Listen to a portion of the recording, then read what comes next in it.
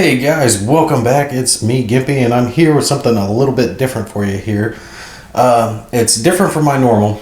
I know a lot of times I'm pretty much just doing playthroughs for you, and I'm giving you my thoughts of the game as I'm going through it. But this one is pretty much just going to be a flat review. I'm going to show you the game, go over the components, and things of that nature. And you'll see from the review and my thoughts on it on why I'm doing just a review on this one. I think people should know what this game entails, what actually comes in it. And the thing of it is I couldn't find anything on YouTube. I could barely find any information on this series of games when I decided to get it. And this has been on my shelf for a little bit. I've been kind of in a kick of old school stuff. I've been into Great Battles of History, and I wanted something that had individual knights and swordsmen and archers and things of that nature to play, which there's really not that many games that have that, and this is one of them, and I'll get into the specifics of it. I do have to say, though,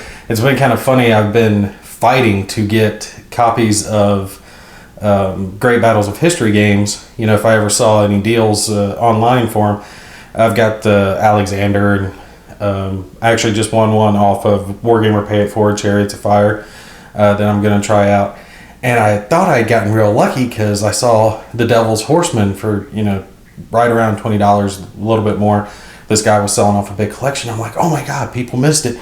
I'm going to be able to get it. And, I sent the guy a message, and I didn't bother to look at the comments. And the guy sent me a message back, and he's like, oh, sorry, someone beat you to it. And I'm like, how the hell did someone beat me to it? I posted, right after or I sent him a message not too long after he put the post up. Damn, Robert Fairman beat me to it. We've been going back and forth, scooping each other on Great Battles of History. Robert, I'm due the next one, so if you see this video, if you watch it, then the next good deal that comes up, it's mine. I'm calling dibs.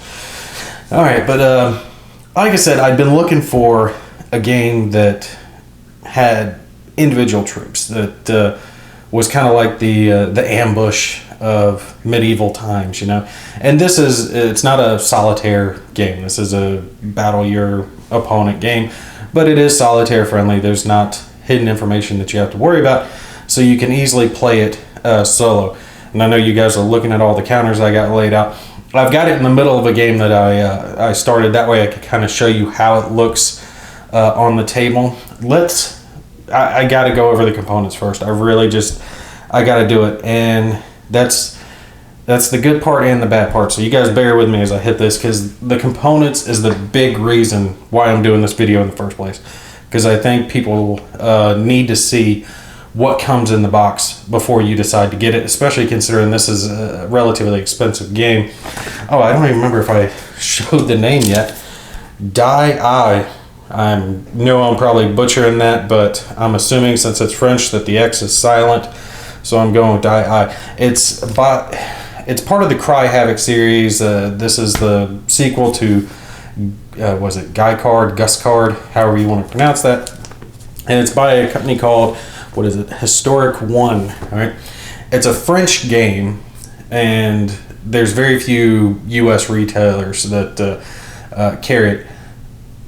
And it's a good game, all right? I do like it, but okay, before I get into my opinions, let's go over the components. This is the rulebook. Rulebook is actually really good. I like the rulebook.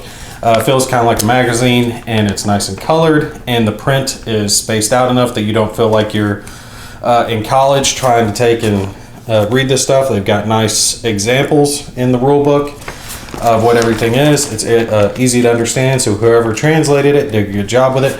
I like how they have diagrams explaining some of the concepts that are in the game, like if we say this, then example, blah, blah, blah, and it spells it out. And it's done well. There are a few things like the concept of infiltration, which really just has to do with your troops moving up next to enemy opponents and trying to move around in their zone of control. Since this is hand weapons, they're going to have a chance to hit you. It has to do with that. But we'll get into that in the actual game. But yeah, it goes over that. Covers everything. Like I said, good examples. Easy to read, easy to understand. Well written in the back. It has should be right about here. Yep, the campaign rules, because there is a campaign set to this game. All right, and we'll go over that here in a sec as well. Like so many of these games, there's a scenario booklet that's separate, and it has everything laid out. The beginning covers, you know, the troops and what types they are and things like that. And then for your scenarios, you're going to have, you know, a picture of whatever map or maps you might be using. And then I like how they have pictures of the actual troops themselves and then the names, because you're using individual named troops. Like they each have a name in this. I think that's interesting as well. So you can actually, especially if you're playing a campaign game, grow attached to your people because you know who they are. And then if they get hurt or wounded, you know, have them all listed down here. Victory conditions there at the bottom. How many turns it's going to last, who starts, what side they're entering from, things of that nature. And it's got a fair amount of scenarios into it. Here's scenario 12, 13, and then we're into the campaign. And these are the campaign scenarios here in the back. All right, so booklets, great. The maps, I'm not gonna pick this map up, but it is a paper map, okay? But the quality of the paper map is similar to, I would say, lock and load tactical maps. It's a good quality map. You don't feel like you're gonna tear it. And it's not, it feels like cardstock, but it feels like a different type of cardstock. I don't know how to describe it. It's got a different texture to it, but it's good. It's creased in such a way that it's easy to lay down. You can just kind of fold it over a little bit. I don't have any plexiglass over it. It works perfectly fine. So the map's great. And over here, I'm going to show you, this is the campaign map, which you can tell by the reflection is laminated. So that caught me by surprise. I was like, why the hell is this thing laminated? We'll get into kind of the specifics of the campaign rules. You can see the campaign has, you know, forests and plains, the oceans, and then the towns that you're moving your band of troops around, where you can pick up mercenaries and everything. It's a neat concept. And then it's actually double-sided, so you have two different areas that you can do depending on, you know, what campaign that you're running. Now it does come with 3 maps themselves. The paper maps, like I said, they're nice, and the double-sided campaign map. You have a couple of fairly standard player aids, which we'll kind of touch on this here in a little bit when I get into the basics of how you play. But you can hear from the sound, it's pretty much just your standard card stock. And double-sided, there's one of these that covers the campaign, and then there's one that you're going to use in your tactical games, which you see out here. You know, your terrain, how it affects your movement, what type of cover it's going to provide against archer fire, missiles, basically. On the other side, you've got your missiles, what range they're going to shoot at, if they can fire offensively or offensive and defensive, do they affect movement. This is a neat concept in the game. When you fire, you know, you shoot your arrow, these things weren't exactly, you know, laser guided. So this kind of simulates that you roll a 10-sided die, and depending on what you roll is where your shot actually lands. If you're within a certain distance, I think it's 3 hexes away or 2 hexes away, something like that. If you count over and you're that close to it, I think it's 2 hexes away from your opponent, you actually don't roll on this table. You'll just directly hit them if they're, you know, so close to you. But that is neat. So you're firing at your target, you might end up hitting one of the guys around him who could potentially be one of your own guys. So you gotta be careful where you fire. Here at the top, it goes over what happens with missile fire, which the results are similar to what can happen in your standard combat. You'll take and roll your die, and depending on what weapon you're using, whatever the die roll after modifiers, you'll scroll over to what type of cover they're in, if they're none, light, medium, heavy, whatever it is, and you come down and it shows you a letter. You just look at the letter and it tells you what happened to them. You know, see, what does it say? Horse unharmed, rider killed and dismounted, horse alone killed. If it's offense, oh, and this is neat. If it's offensive fire, it does one thing. If it's defensive fire, it does something else. Offensive fire, horse killed, because this is firing at mounted targets. This is firing at unmounted, because yes, you do have cavalry in the game. So a neat concept. Same type principle down here with the combat tables. We'll get into that a little more specific here in a little bit. And then you've got your infiltration table, which, like I said, has to do with moving adjacent to people. So this is all fine. This is where we kind of hit the point where things start to go sideways, okay?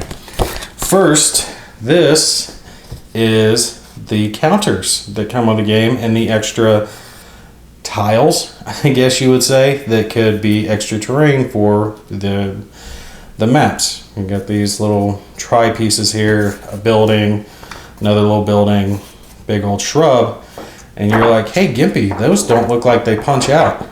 They don't. This is cardstock. It feels actually similar to what the maps are made out of. I don't get it. This is a different material than this, and this is similar to the map, so at least it's going to be the same type. But I don't know if it's a French thing to cut out your own counters, but I don't like cutting up a board game that I've gotten.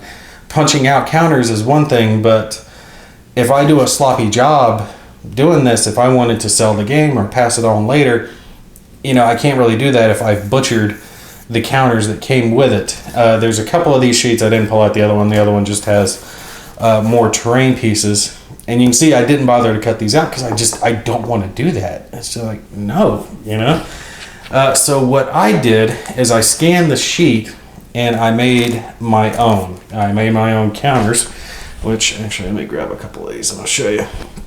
And these are the ones to represent, if you look here at the top, if you've thrown a lance, that represents that, hey, you've thrown a lance and you don't have it. Basically, your one-shot missile weapons. So what I did is I printed these out. I scanned it, printed it out on cardstock paper, cut it out, and then glued it down to another sheet of cardstock paper to make it extra thick. The little counters, I actually glued them 3 times. So they're 3 sheets of cardstock to kind of give them a little bit of thickness so I could pick them up. And they came out okay, but it's like, I don't like jerry-rigging my own stuff for a game, but I don't like cutting up pieces either. So here is one of the ones that I made, and you can see it actually came out okay. It is a little bit lighter, not horribly, but it is a little bit lighter. And for some reason, it printed out a little bit smaller. You can see it's just a little bit shorter than the other one, but oh well, make it work. But it will fit on the table and replace it. And I did the same thing, printed it out on cardstock, used a glue stick, and then glued it down to another piece of cardstock. And let me take it near my mic. You can hear that that's actually got a little thickness to it, and it actually feels kind of like a tile.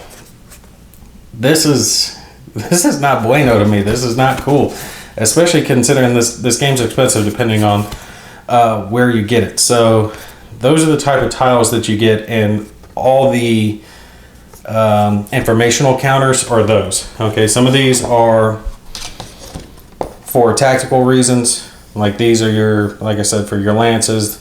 If you're swinging an axe two-handed, offensive and defensive fire to mark it, mark whether or not your cavalry's charging, and then down here, this is for campaign stuff, what's going on with that. I do not like this. I do not like having to cut that out. And maybe it's an older wargamer thing, but I just think people should know.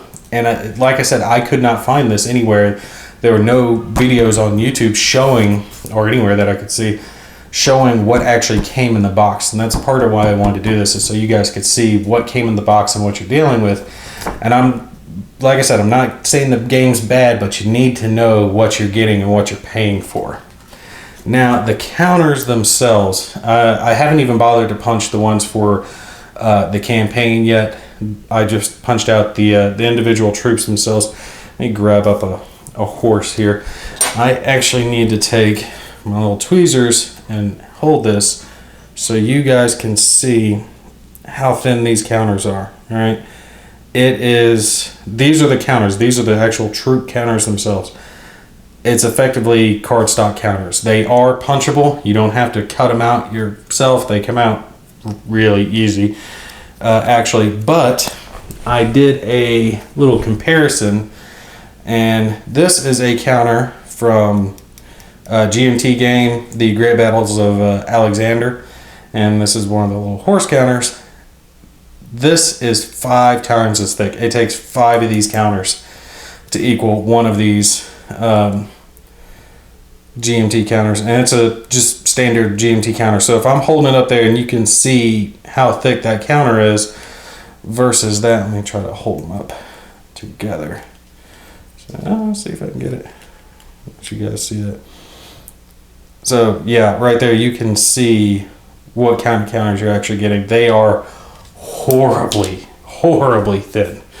You are not picking these up off the table without tweezers. I can't move them on the table without tearing them up because you're having to use your fingernails to try to pluck them off the board.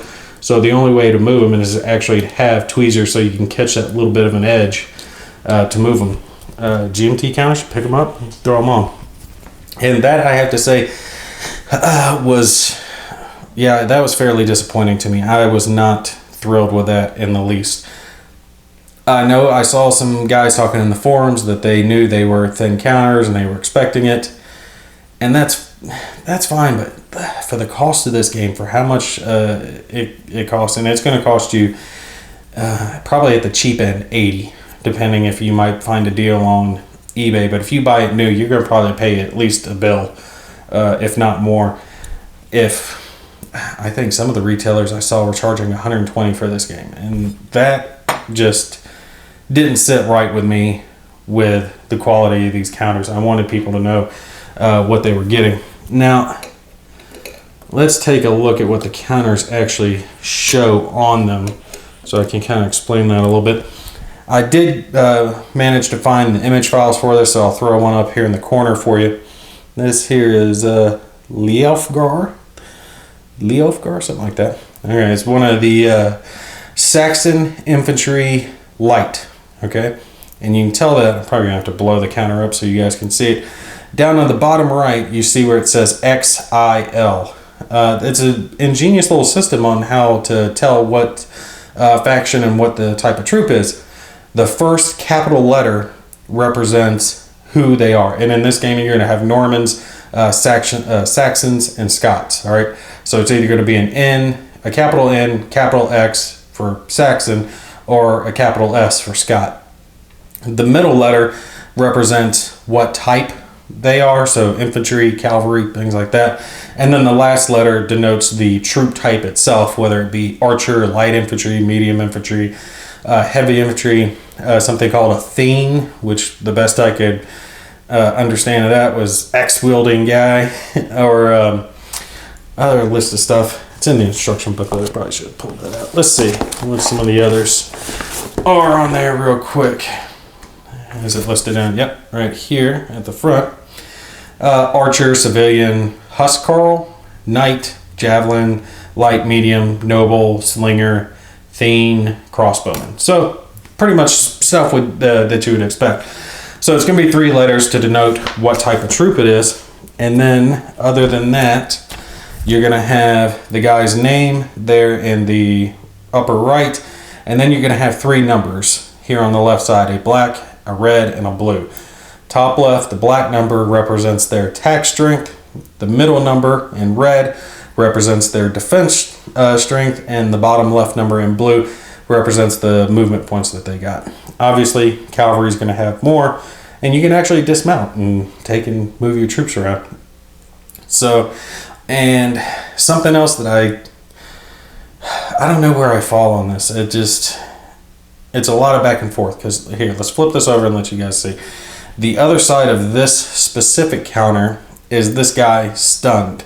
All right, but he has, I think he's over here somewhere. Well, I'll find his other, actually, let's grab this guy because I know, and I have him here. All right, this is both of his counters.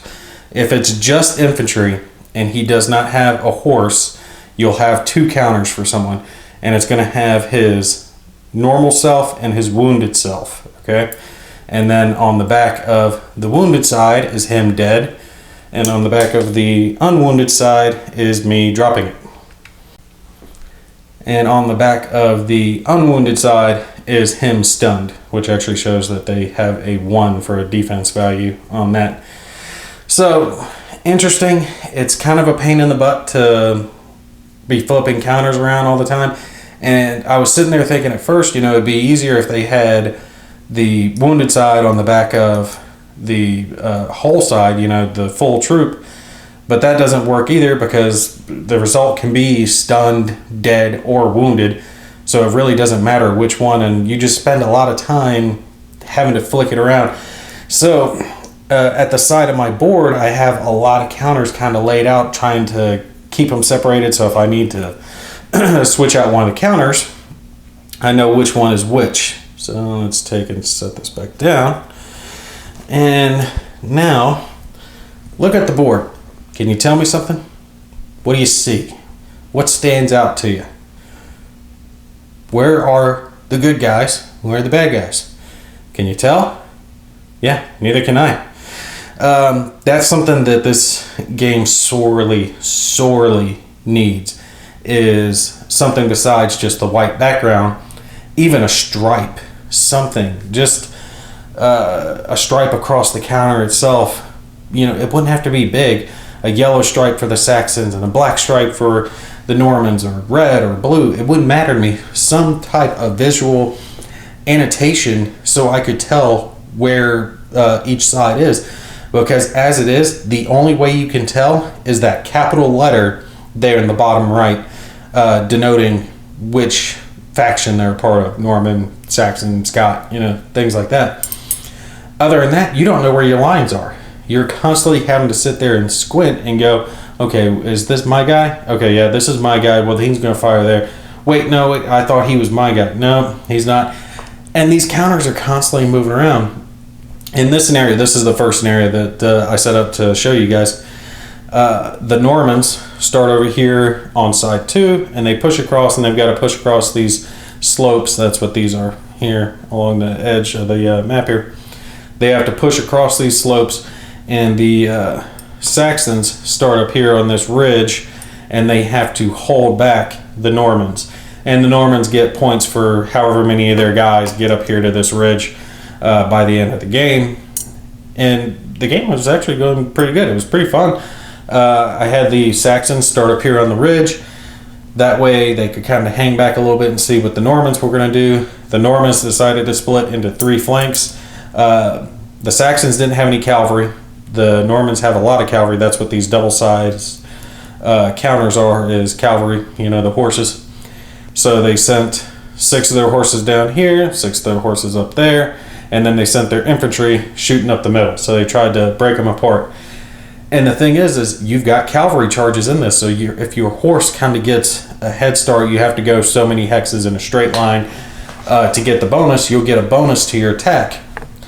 So the Saxons let the Normans run up, and then when they got close and were getting ready to charge into them, that's when the Saxons ran down, caught them on the slope, and hit them in the attack right along this area.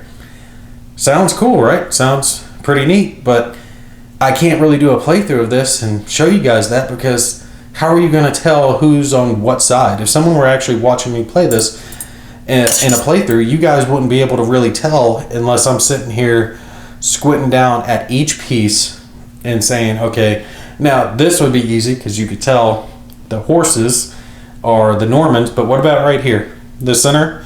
That's all mixed in together. Let's see, what do we have here? That's Saxon, Saxon, Norman, Saxon, Saxon, Norman, Norman, over here Norman, Norman, Norman, Norman, Saxon, Saxon, Saxon, Saxon. But I've got good eyesight. I can see that. If you're older, gentlemen that might not have, or a lady, might not have the best of eyesight, you're going to have to be constantly picking up these counters, squinting at them, figure out which side they're on, put them back, hope you remember it, and then continue on with your game. And I'm also using my little beads that you guys see me use all the time to help annotate which ones have gone, because there's really no way to kind of figure that. And this has 2-on-1, 3-on-1. combat scenario, so you got to keep track of who's already attacked to make sure you don't take and mess that up as you're switching out counters, because hey, this guy's stunned, so he's getting switched off, and oh, these guys down here, their horse got killed, so not only do I have to pull him off, I've got to put the dead horse back and another counter on top of it to represent the rider who's now wounded on the ground. It just seems to me there's a lot of mistakes that were made as far as the production quality goes when it comes to the counters, things that would have greatly and vastly improved the quality of life for the player and vastly improved the game, because the game isn't bad, right? I've actually enjoyed it a little bit. You know, it's been fun. Let me grab the player aid here, right? So, quick down and dirty of how combat's going to work, right? You can shoot. See, I've got an archer over here. He was shooting up into this area, wounded some of the Saxons. You can take and shoot. Then you'll have defensive fire. So as your cavalry's charging in, they can take and try to throw javelins or, you know, whatever missile weapons they have at them to slow them down. And then your cavalry will charge in, or infantry run in, whatever the case may be. And then you start resolving combat when you actually get on top of each other. Like I said, there are bonuses. If you get a cavalry charge into someone, you do get 1/2 of your attack power added to your natural attack strength. But there's a counter charge, so if they have cavalry themselves and they are able to charge into you and counter charge you, then they're getting a bonus to defense. If you have 2 people attacking one, then you get a column shift, because these are pretty standard CRTs. If you've used a CRT before, you'll get these fairly quickly. But if you have 2 infantry attacking 1 infantry, well, they get to move one column to the right. But if it's 2 infantry attacking cavalry, then they don't get that bonus. It has to be 2 cavalry, 2 mounted men attacking 1 to get the bonus on the mounted combat. And it works relatively well. Low numbers are actually good in this game. You want to roll low. There's modifiers for armor even. I forgot to mention that when I was going over the counters. Let's grab one up and show you guys here. Let's see, who do we have? This is Geoffrey. If you look at Geoffrey, he has an attack strength of 26. I'll have to put it on there so you guys can see it easier. He has an attack strength of 26 and a defense strength of 14, but you see how his defense strength of 14 is circled in red? That means he has armor. All right, so he's a little better protected. So when you attack, so let's say he's attacked, you'll take the attack strength of the attacker and you'll subtract his defense strength to get a number. Okay, whatever that number is, you'll take and consult the combat table. So let's say that number was 5, okay? 5 was the difference in favor of the attacker. Well, the attacker will roll on this table, and whatever he rolls, he'll add 1 to it, so it'll be a little worse because the opponent's wearing armor. All right, so neat little addition to it. The rules themselves are relatively basic, okay? It's nothing overly complicated. It's actually, I would say, a good game for people who have younger kids or you want to get into wargaming. It's easy to understand. Take the black number, subtract the red number of whoever you're attacking, get whatever number that is, consult your table on the chart, whether it's mounted or unmounted, roll your dice, and then look at what letter it is, and bam, you know what it is. Defender killed, defender stunned, wounded, attacker killed, attacker wounded, well no, attacker wounded, so you can be wounded on the attack. So the game itself, when you boil down to the basics of it, is actually quite good. I've enjoyed it. It's not overly complicated. There are rules for the terrain that you're going to encounter, rules for missile fire, depending on whether or not it crosses a slope, whether it crosses heavy cover or light cover, where it's going to land, things of that nature. And it's fun, that's what I hate about it, is the drawbacks on it are big enough that it's detracting from the game itself. Let me touch on the campaign real quick. Like I said, I haven't punched the counters for it, but I've taken and read over the campaign and how it works. I think the campaign will work solo play as well. If you can play the tactical game solo, you can play the campaign game solo. And it has rule sets for moving your forces and recruiting mercenaries and paying your troops and recruiting new troops and sacking towns and then running into enemy factions. And then, okay, when you run into the enemy faction, you know, there's going to be a combat, or there might not be a conflict. You know, they can choose, or negotiations could go sour. So the campaign game itself has a lot to offer, okay? But it's using the same damn counters that this is. There's, you know what, I'm talking about it. Let me grab them out. I'm sitting here yapping away, and you guys are like, Gimpy, show it to us. So here's the box of the game. It's definitely oddly sized from what I'm used to, but maybe it's what they have there in Europe. I'm a spoiled American gamer. All right, here is one of the counter sheets for the campaign game. It's a little bit smaller.